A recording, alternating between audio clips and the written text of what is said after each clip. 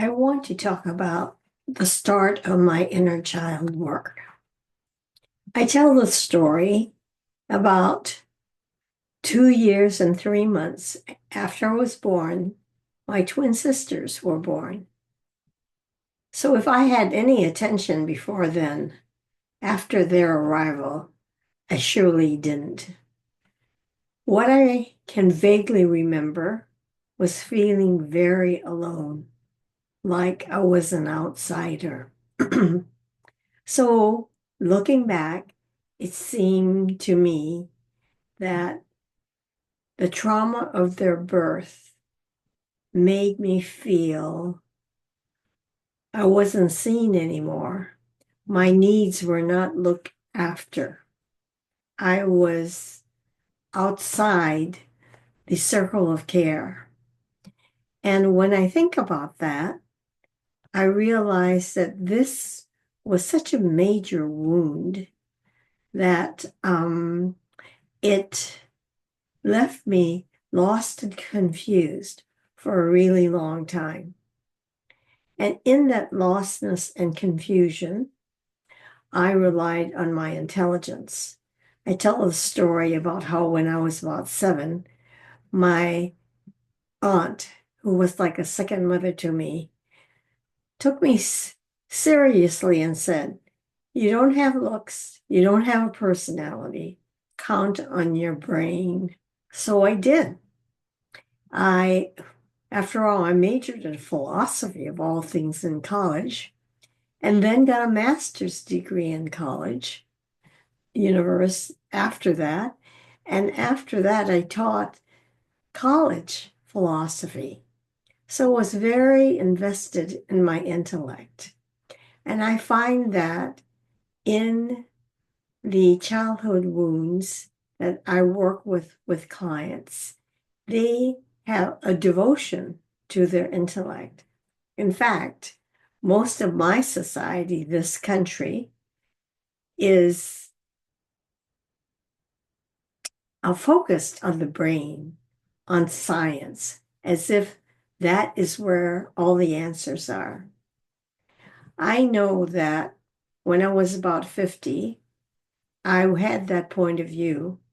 And then I read the autobiography of a yogi. Something about that book, the spirit of Yogananda touched me. And I realized that I could not go this way depending on the brain, the intellect anymore. I had to turn to my heart. That began a turn that was very slow because I didn't have any guidance that I knew of. And because I said it then, it didn't mean that it was conscious and I was working toward that. No, what it took was 10 years ago, intuition to break through my intellect to give me the phrase, "Listen to the cries of your heart," which began my journey of inner child healing. I didn't even know that that's what I was about, but I began to heal my heart by looking at what wounds I could find, where I stumbled badly. In any case, it ended up being a book by that title, and I began to work with people to help them meet their inner child and use my method, which uses the imaginal space, the space of imagination, to meet with the inner child. So that was my work for about 5 years. And then I came upon a system called MAP, MAP, Make Anything Possible, in the middle of a challenge, a 5-day challenge. Intuition broke in again and said, "You need to become a practitioner." I didn't even know what the program was, but I signed up. And 6 months later, I became the 49th MAP practitioner in the world. At this point, they have about 305. So I'm one of the early ones. And since I've been working with MAP, my inner child work for myself and others has deepened, has become very comprehensive. Add to that the second book that Gary A. Flint, whose work constitutes all of what MAP is, helped me move beyond trauma and move into related issues of past lives, attached spirits, and the influences that come from institutions.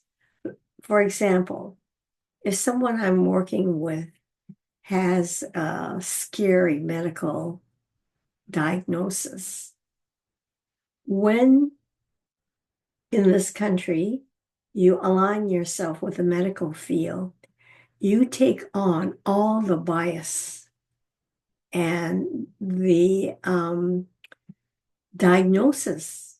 So when they say you have cancer, it's alarming because the recovery from cancer isn't very high. You believe what you're told. That is the kind of influence an institution like medicine can infect you with. It's a contagion. But so is your culture from which you come. For example, I come from a Japanese American culture, and so many things about that culture is just part of me because it was a strong, constant field of influence that if I find some beliefs there that are limiting me, I use superconscious to clear me of that influence.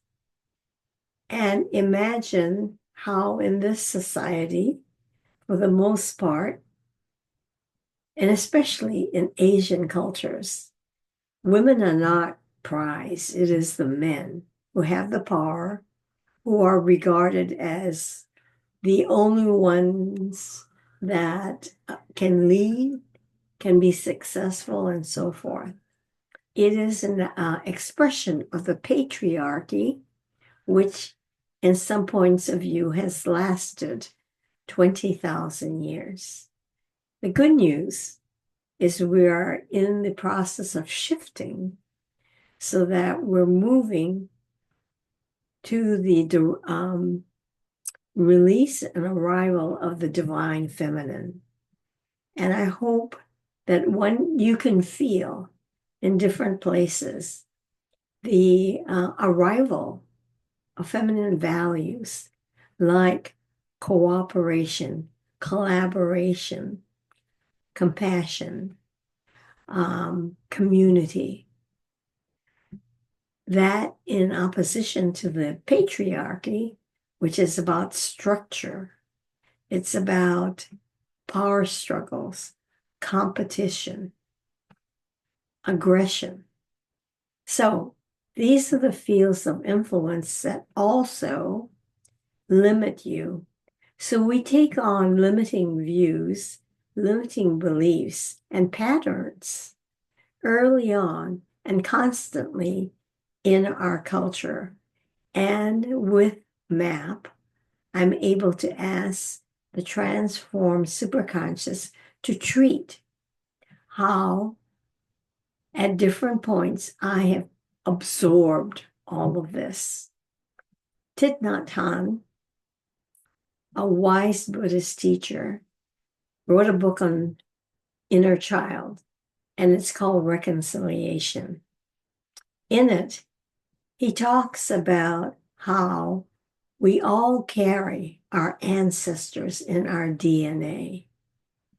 So imagine that as much as DNA expresses itself in the way that you look, how tall you are, what your body is like, and your hair, and so forth, it similarly has patterns of behavior, values, perspective. So that comes as part of the package you're born with.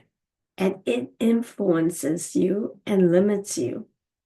So when you realize that you are simply recycling pain because your grandparents had the same pain and subjected your parents to the same pain, and it goes up and up through the generations, so that it's very difficult unless you can clear these influences to move out of these patterns of limitations.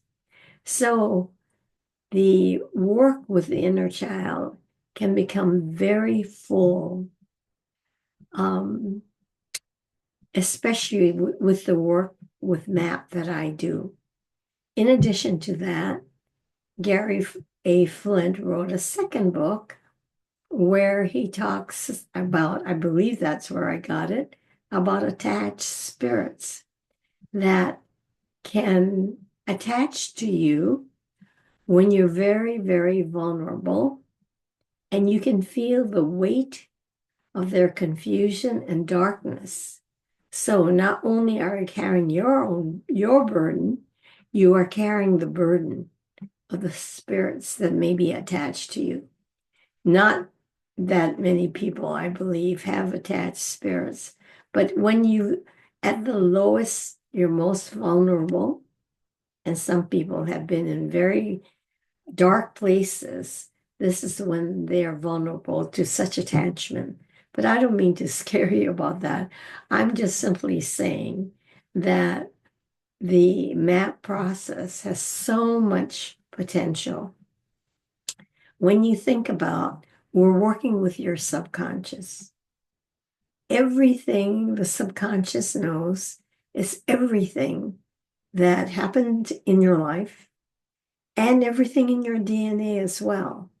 So your superconscious has vast information and knowledge that we can tap in on for your freedom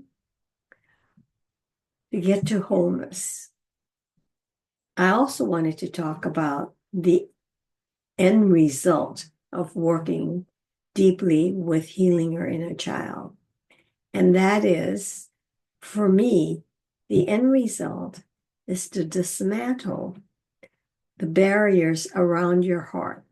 So the trauma parts created these patterns and beliefs to protect your heart from being hurt again.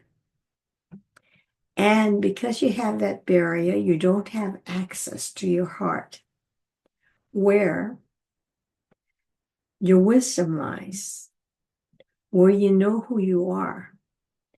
So those who are looking for your true self, your inner wisdom, who you are in essence. For me, the work is about dissolving that barrier so you have access to that which lies in your heart. And this is, for me, the deepest and,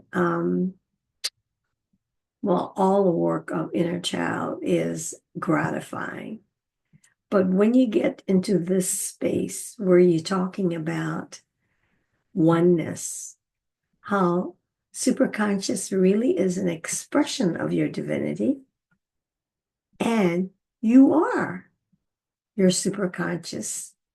So it coincides with points of view that the point of human life is to know oneness, where we're not separate beings, but bits of something greater, and that is oneness.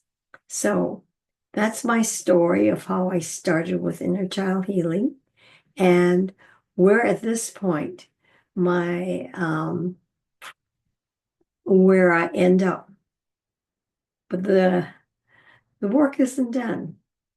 I'm a work in progress. And I hope that the more work that I do, the more love can come through me. So that when I speak, when you hear me, you can feel that spirit, that love. Thank you.